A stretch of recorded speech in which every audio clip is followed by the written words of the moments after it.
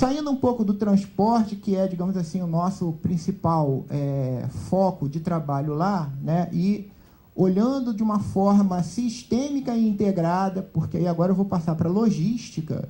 Então, a logística, o transporte de carga, ele é uma das funções principais da logística. Então, ele está ali dentro, né, da logística. Então, só posso pensar logística se eu pensar sistemicamente. Então, o que eu estou falando? Eu estou falando de uma coisa que impacta de 10% a 24% do PIB do mundo, né? De 10% a 13% do PIB nos países desenvolvidos, pode até ser menos se você for muito eficiente, né? E cerca de 20% no Brasil. E o transporte, ele é alguma coisa que promove transferência e distribuição física, né? Então, ele produz transferência de 5% a 15% de impacto nos custos logísticos e distribuição física de 15% a 35% de impacto nos custos logísticos. Normalmente, quando você fala de transferência, ou seja, grandes distâncias, um ponto para outro, grandes escalas de produção, grandes volumes de matéria-prima que você precisa estar levando, você pode ter uma opção multimodal. Então, rodoferro, rododuto, rodoaéreo, tá? Você pode ter esse tipo de opção. Ou seja, você pode compor os modos e tentar melhorar aquela matriz que você está vendo ali. Mas quando você fala de distribuição física, na área urbana, localizada de um para muitos pontos, normalmente você vai estar dentro do transporte rodoviário, você vai estar usando principalmente transporte rodoviário. Aí o modo, na verdade, é o tipo de veículo que você está usando e o tipo de combinação que você está fazendo dentro do modo rodoviário. Você pode compor isso para melhorar a tua situação. O problema todo é que a gente tem que começar a pensar logística não apenas como transporte, né? Então, você vê muitos trabalhos que pretensamente dizem que são trabalhos de logística e muitas empresas que dizem que pretensamente fazem logística, mas, na verdade, eles são transportadores, né? E a logística, ela é transporte, gestão de estoque e processamento de informação. Então, logística é muito mais que isso. Quer dizer, qualquer plano de logística que você pretenda fazer, no mínimo tem que ter uma compensação entre transporte e estoque, gestão de estoque, tá? Você tem que ter alguma coisa que ajuste fluxo com estoque, com produto em estoque, tá? Compensando esses custos e tentando chegar no custo mínimo, né? Então, isso que a gente fala de sistema e integração, né? Como que você olha todo o conjunto, né? Não adianta eu ter uma excelente possibilidade de transportar soja de onde é produzido para o porto, chegar no porto e não ter onde descarregar, não ter armazém. Não adianta nada eu produzir na origem e não ter onde estocar para poder aguardar o retorno do modo de transporte que está chegando, tá? Não adianta nada eu ter estoque imobilizado sem ter como transportar, seja o que for, de eletroeletrônico a resíduo de reciclagem.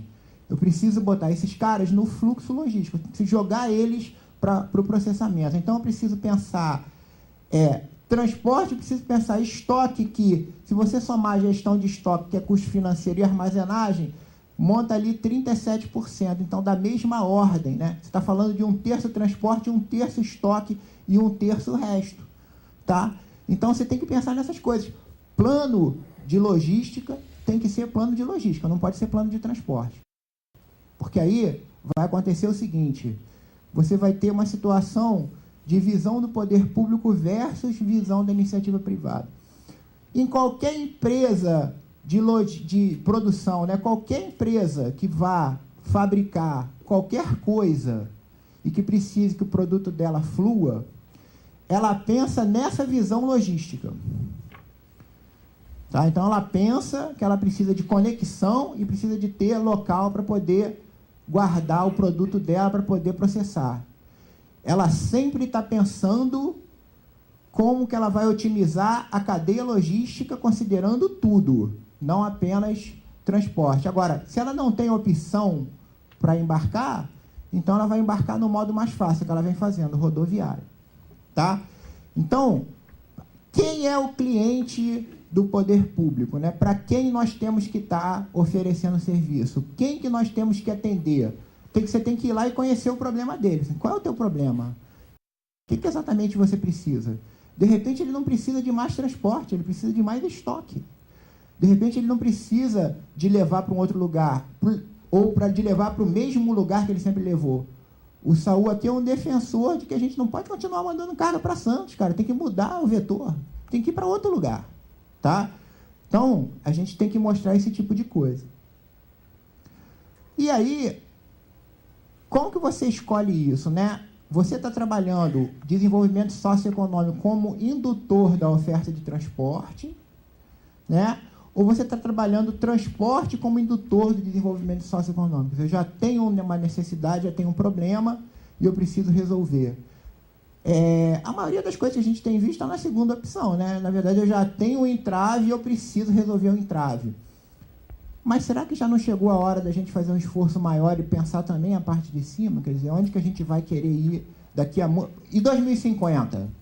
Como é que a gente vai fazer? E 2100? Como é que a gente vai fazer?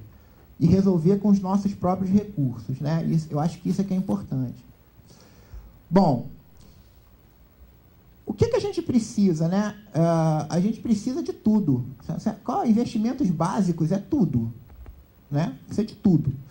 Mas a gente precisa de modos de transporte de maior capacidade, então ferrovia, transporte de cabotagem, melhores portos, né? A gente precisa investir nessas conexões. Se você vai querer fazer multimodalidade, tem que investir na conexão, armazém e terminal, tá? Isso daí funcionando bem. A gente precisa trabalhar com tecnologia da informação, então pensa que hoje tudo aquilo que você tinha dificuldade de processar, agora faz facilmente com um celular. Você consegue fazer um controle disso. Então, tecnologia de informação é fundamental. Agora, a gente precisa também de uma reforma gerencial. Assim, na minha cabeça, tudo que a gente faz no Brasil é tão entravado, tão difícil, tão cheio de exigências. Será que a gente precisa disso mesmo? Né? Será que isso daí será que nós temos capacidade de tratar os problemas com tanta dificuldade, com tanta exigência, com tanta verificação? Será que talvez não tivesse um caminho mais fácil? Talvez a gente precisasse confiar mais em nós mesmos, né? O diretor acadêmico da COP, o professor Watanabe, um dia mostrou um artigo muito interessante. Ele relacionava o desenvolvimento econômico com confiança que as pessoas têm umas nas outras, né? Então, ele mostrou, por exemplo, que os países mais desenvolvidos economicamente, eles têm menos restrição em confiança mútua entre os pares. Ou seja, eu acredito mais no que ele está fazendo, ele acredita mais no que eu estou fazendo, ele acha que eu vou cumprir o compromisso, eu acho que ele vai cumprir o compromisso. E o coitadinho do Brasil era o último colocado. É o lugar que todo mundo desconfia de todo mundo, né? Que a gente não consegue se organizar. Temos que pensar isso, gente. Pode ser chato, pode ser ruim, mas é uma coisa que a gente precisa ver dessa forma. Isso dentro da visão sistêmica integrada que eu mostrei para vocês e usando a tecnologia e a inovação a serviço da logística, para juntar essas coisas todas aí. Bom, mas eu também não podia deixar de falar para vocês, porque isso é uma coisa que a gente faz direto, que eu preciso de sustentabilidade, né? Então, eu quero crescimento econômico, sim, mas eu quero comunidade e equidade, quer dizer, eu quero desenvolver a parte social, gerar emprego, distribuir renda, melhorar a situação de todos, criar empregos de maior qualidade. Eu quero proteção ambiental, preservar recursos naturais, usar todos os recursos de forma eficiente, usar mais energia renovável do que a gente já usa, porque eu quero trabalhar dentro desse triângulo da sustentabilidade. Então, além daquilo que a gente viu antes, eu preciso pensar também em investimentos sustentáveis, né? Isso a gente tem um trabalho grande lá. Se vocês quiserem, a gente está às ordens para apresentar para vocês. Isso tanto na gestão de transportes, quanto na operação de transportes. Então, por uma questão até do tipo de trabalho que a gente faz, o enfoque nosso lá no Programa de Engenharia de Transporte nessa área é esse tipo de aplicação para operação, quer dizer, como que eu torno a operação mais sustentável. Tinha um item chamado articulação setorial lá que o Zé pediu para a gente falar. E quando eu olhei articulação setorial, eu pensei nesse negócio aí que eu mostrei para vocês, né? Aquele filme do Indiana Jones, o primeiro deles, que ele logo no início sai correndo uma bola de pedra atrás dele para amassar ele, né? E ele consegue, no último momento, fugir. Isso é que eu brinco lá, que a gente vive eternamente com a bola de pedra atrás da gente, né? E a gente está ali com a bola de pedra eternamente. Só que o problema é que, no meu caso lá, ainda tem uma corrente de ferro e uma bola impedindo que eu ande, né? Ou seja, é aquela história de como que eu facilito essas coisas. Ó? Então, eu tenho lá competitividade global e desenvolvimento socioeconômico, bola de pedra atrás da gente, né? A gente está na efetividade logística, que é eficiência e eficácia, querendo correr para não ser esmagado pela bola de pedra. E a gente está ali com infraestrutura, indústria pesada, tecnologia de informação, capacitação intelectual, tudo isso está prendendo a gente para ir adiante, né? Então, como que a gente articula isso? A gente tem que começar a olhar mais para o lado e dizer assim, o que você precisa? O que você está precisando? Como é que a gente pode ajudar? Né? Tentar entender o problema e buscar o problema e entender o problema daquele que está atuando ali, porque aí você talvez consiga sintonizar e alinhar com ele e tentar resolver isso.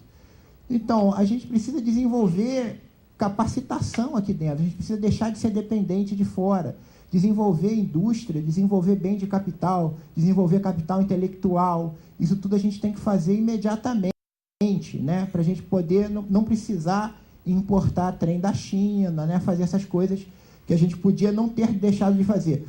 Pensa o seguinte, a gente é um bom conhecido fabricante de avião no mundo. Se você faz isso, você consegue fazer qualquer outra coisa, não é? Pensa bem em termos de transporte, né? Avião, imagina você indo pro aeroporto, vão entrar, por favor, passageiro, por favor, embarcar nesse avião chinês. Você, não, esse daí eu não vou entrar não, porque é chinês, né? Não sei como é que vai ser isso. Então, cara, pensa nisso, né, que você consegue avançar nesse conceito. Olha só um exemplo, caso brasileiro. Existe uma empresa chamada ArcelorMittal, que tinha um problema de transporte de calcário. O calcário normalmente é transportado por gôndola, né, vagão gôndola. Só que os vagões gôndola do Brasil estão todos comprometidos com minério de ferro, carvão e coisas desse tipo. E a ArcelorMittal precisava transportar calcário, né? E ele tinha sobra de vagão plataforma e sobra de container, né? Então ele disse assim, bom, podia usar container e vagão plataforma para transportar calcário, que não é uma prática. Se você for falar isso para o americano, para o alemão, ele vai dizer assim, pô, mas tá maluco. Container para transportar bem de alto valor, mas eu tenho aqui plataforma e tenho container, vamos dar um jeito de fazer isso. Então, eles desenvolveram toda uma tecnologia e trabalharam no sentido de usar o container para transportar calcário. E o que aconteceu?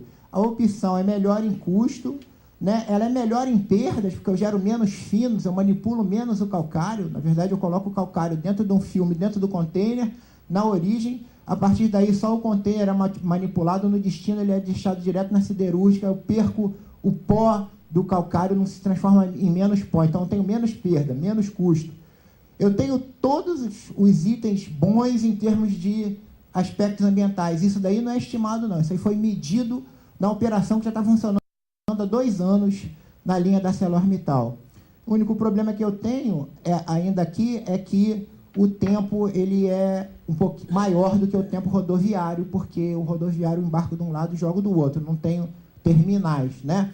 Mas se você olhar todo sistemicamente falando, a alternativa rodoferroviária por container ela é disparadamente melhor do que as outras alternativas que eram praticadas, né? Então, uma visão diferente que a gente fez. Bom, a universidade ela é capaz de atuar ilimitadamente para sugerir soluções para os problemas que vocês viram aqui, né? A formação de mão de obra geral e específica, desde a graduação até a pós-graduação, doutorado, tá?